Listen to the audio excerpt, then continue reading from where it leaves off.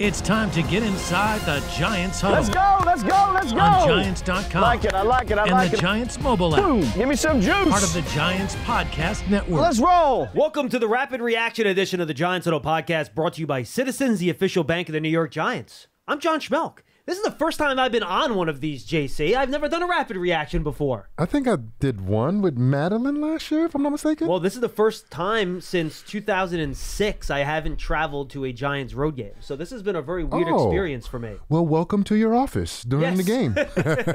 It's been very strange. The guys did a great job out there down in Miami, and we just got off WFAN talking about this for literally 2 hours. So we'll try to summarize here in a much quicker rapid reaction. The key is rapid in part of the title, Rapid Reaction Podcast.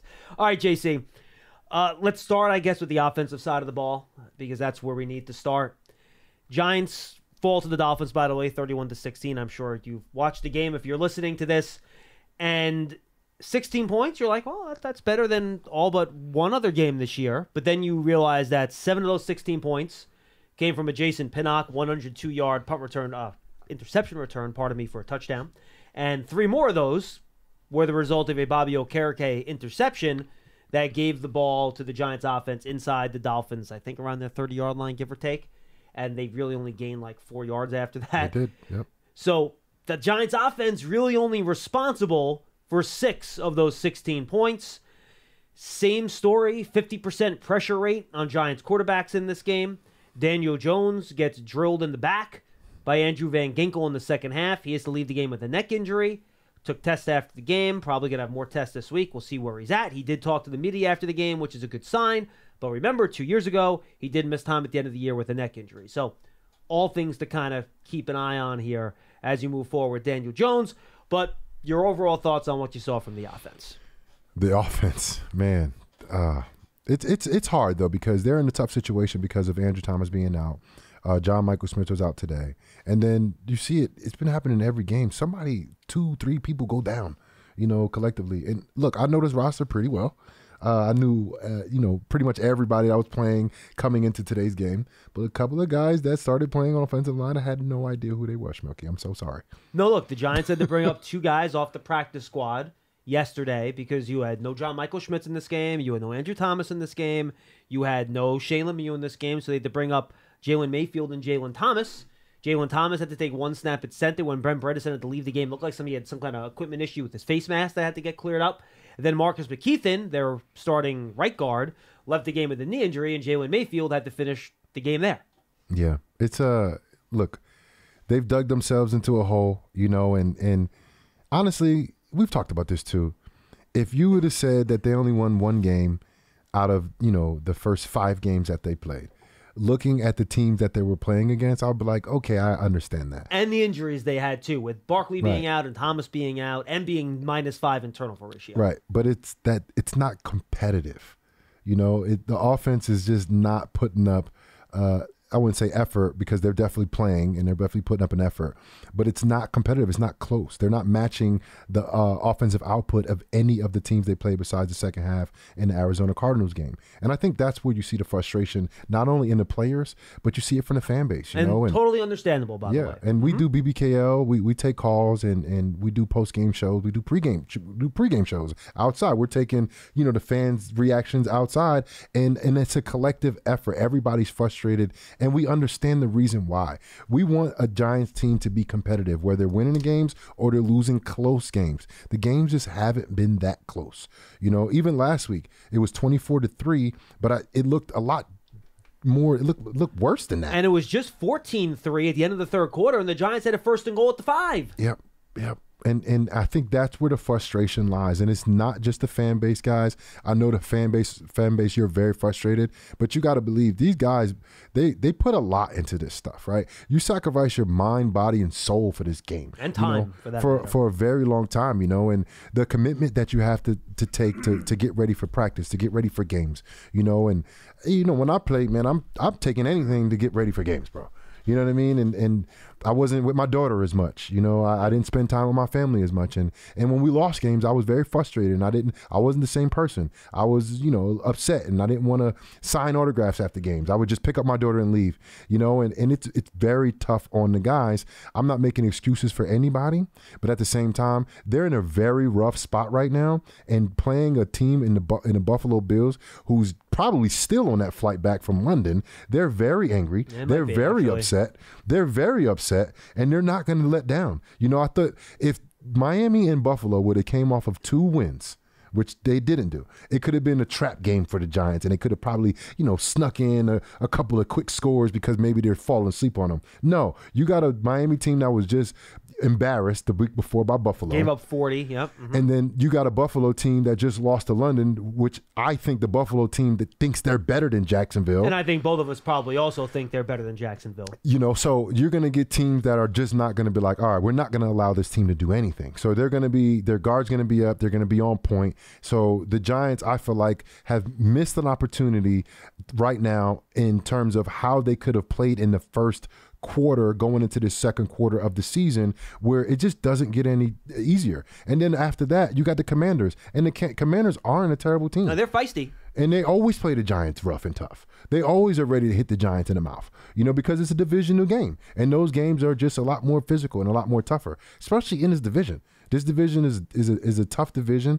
Last year, it was the best division in football last year. It's a little bit different this year because the Giants are not basically holding up their end of the bargain how they did last year. And look, the Giants have to improve. They have to get better. It definitely starts at the offensive line and the play at quarterback. You're ready for a change. Payday comes early with Citizens, so go to that retreat.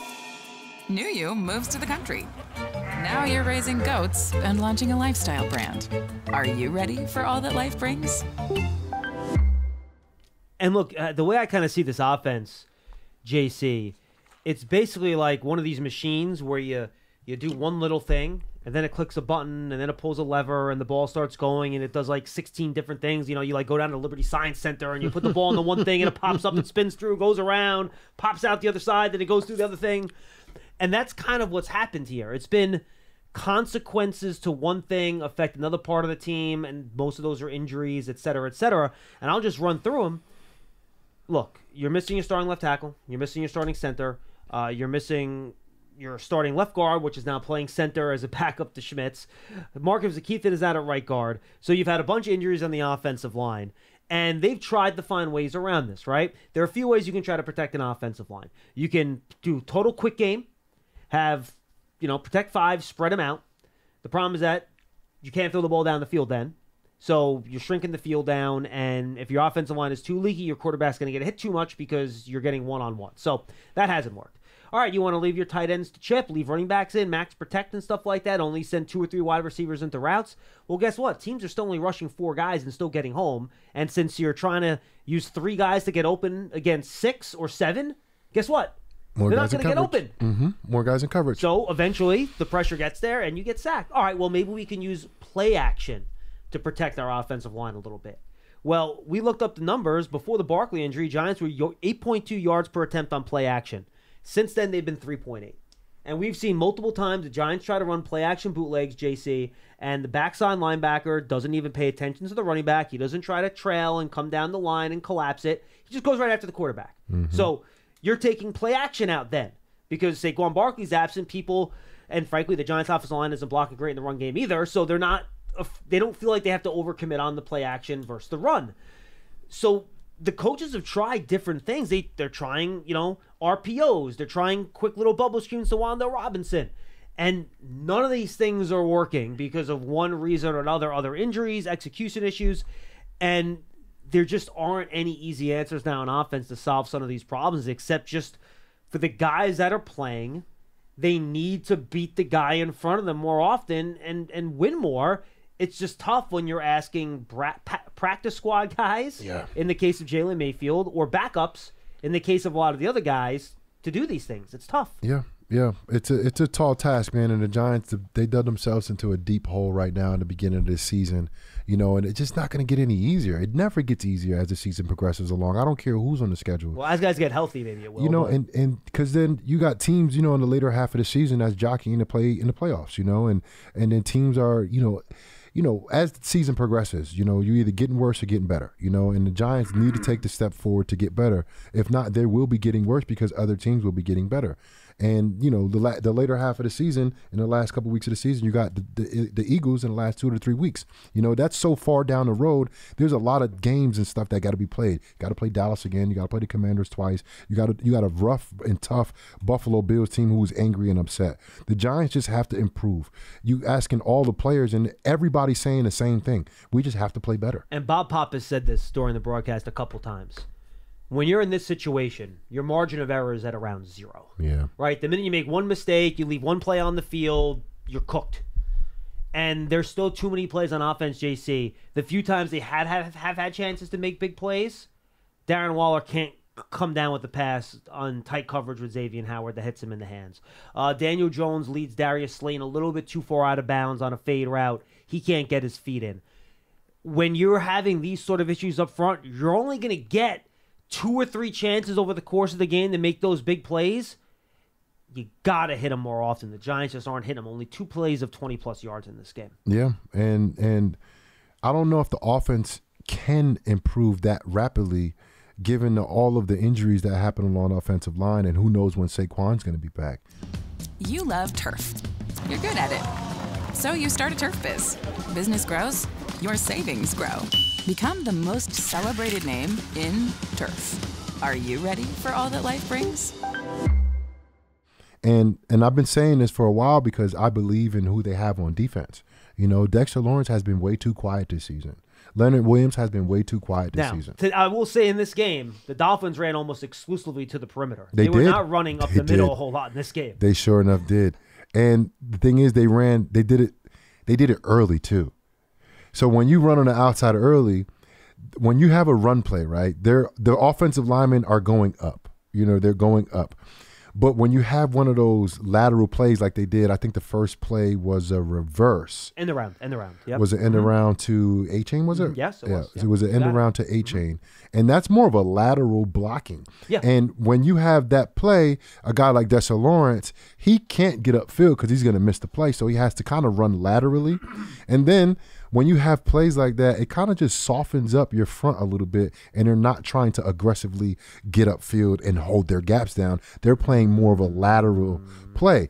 And then Okereke. How many tackles we seen Okereke make inside the tackles? Not too many. Yeah. He's made most of his tackles outside. Yeah, running so chase. they had a great game plan and basically not to run into the teeth of the defense and get their speed on the outside against younger corners and younger players and players that aren't that, I think experienced. And look, this team, they have 500 yards, but they're averaging about that much. This team is extremely explosive in the Dolphins, right?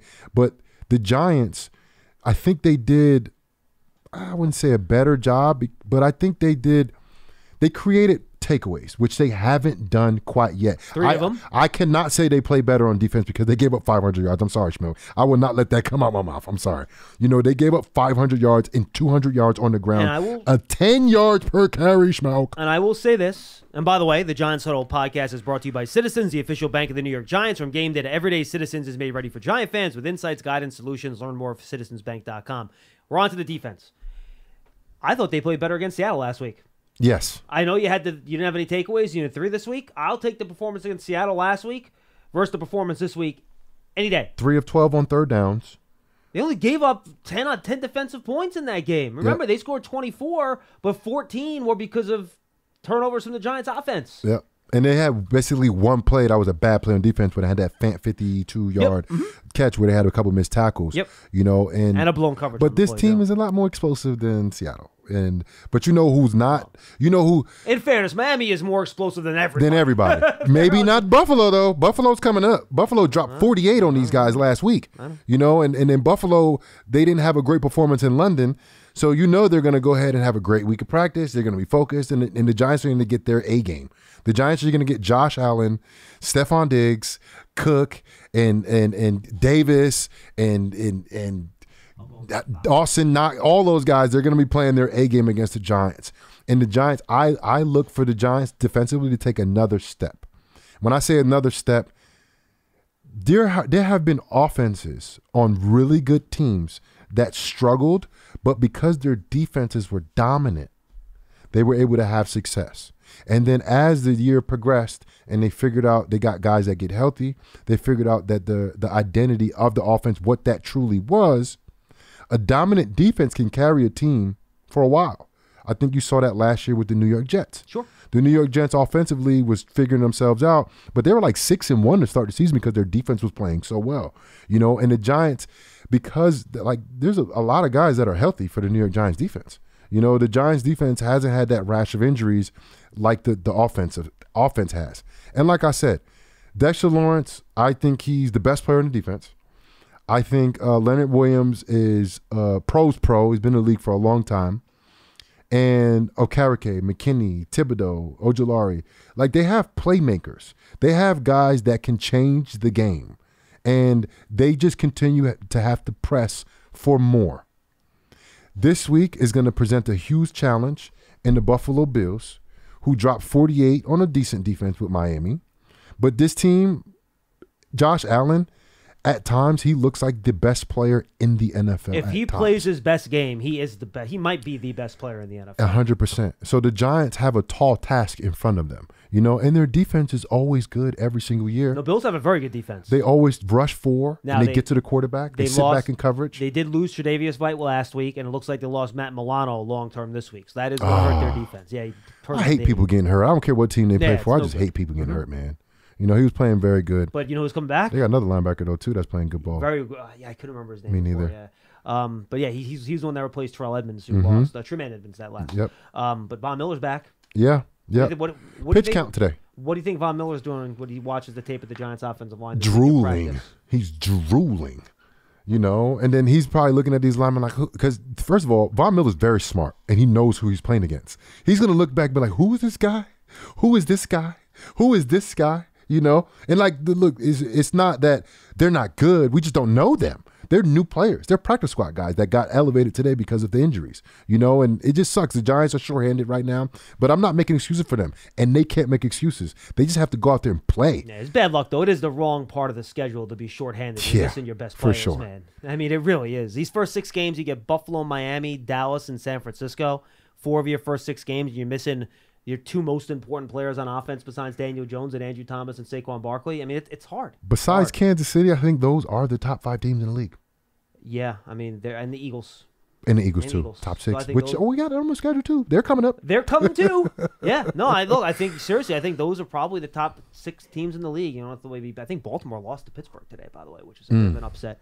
So, yeah, that's kind of where we are, JC. And, the Giants are going to have to continue to play a little bit better if they want to turn things around. Offensively and defensively, just real quick, takeaways, you mentioned 3. You mentioned the total yardage, but 3 plays of over 60 yards, 7 plays of over 20 yards, and it just seemed like they were overwhelmed by the Dolphins' speed. It wasn't a ton of missed tackles. It's not like they were getting their hands on the guys and they were breaking through. They were just running to space, and then it was just hard to catch them, to be quite honest. Yeah, and look, I'm going to put this on all of the linebackers. I think Bobby Okereke is playing very well, but you have to have better linebacker play, too. And there was no Micah McFadden today, too, by the way. And we've been hard on Micah McFadden. We've seen a game where he missed some tackles, and then he responded. But, the linebackers and the tackling, and the filling of lanes, the filling of gaps. The one thing about McFadden, he's usually in the right spot. Yeah. Yep, he's got to bring the guy down, and I think they missed him today. I think they missed him today because he does be in the right spot. He does fill in lanes very well. He doesn't bring them down all the time, but the linebacker play and the people that are playing against the run, that could be safeties, that could be corners, that could be anybody into the run fit. They have to do a better job, not only in making tackles, but getting into their gaps, getting into their alignments, and getting off of blocks. I think you've seen a lot of times today where A-Chain, Mostert is running past guys and they're just stuck on blocks. The Giants have to do a better job in getting off of blocks. And then also on offense, they got to do a better job in blocking. It comes down to blocking and tackling, Schmeelk. That's all football ever is. It's got to get better. JC, it was fun. Long day today. Long day. I'm going home. And we'll see you for your usual BBK spot on Thursday. Yes, sir. He'll be on the Giants Hangout on this Thursday as well. Make sure you stay tuned to our coverage all week long. We'll have all the latest on what's going on with Daniel Jones' injury. Big Blue Kickoff Live every weekday, of course, at 12:30. Check it out. Giant fans love a winner. It's why they love Citizens, named a 2022 Best Bank in the U.S. by The Banker. As the official bank of the Giants and sponsor of the Giants Huddle podcast, Citizens is made ready for fans of Big Blue. Learn more at citizensbank.com. That's our rapid reaction. Hope you enjoyed it. For Jonathan Casillas, I am John Schmeelk. Thank you so much for being with us. We'll see you next time on the Giants Huddle podcast.